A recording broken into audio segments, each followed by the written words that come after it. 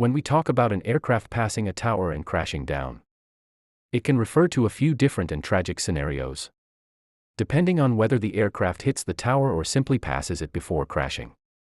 Here is a longer explanation covering the most likely possibilities. 1. Collision with an air traffic control (ATC) tower. In this specific scenario, the aircraft directly strikes the tower. These incidents are extremely rare, as ATC towers are protected zones, but they have occurred.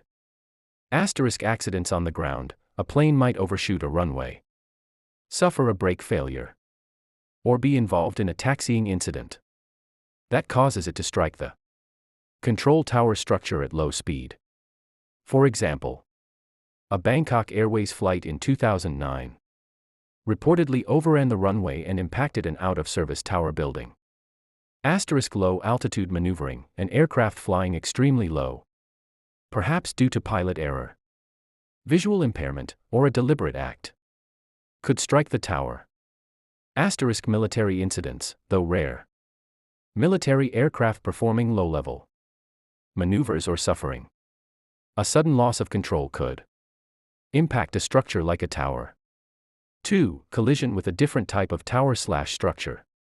The word tower may refer to any large, man-made vertical structure, which brings to mind the September 11 attacks, 9/11.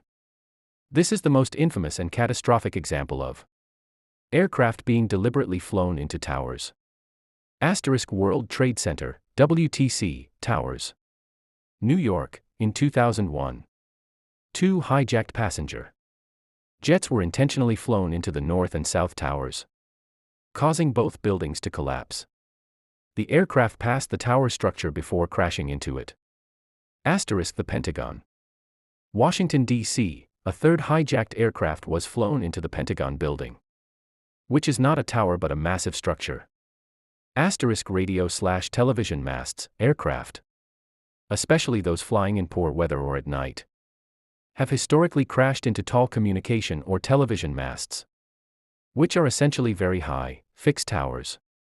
This is a common cause of controlled flight into terrain (CFIT) accidents. 3. Passing the tower before crashing.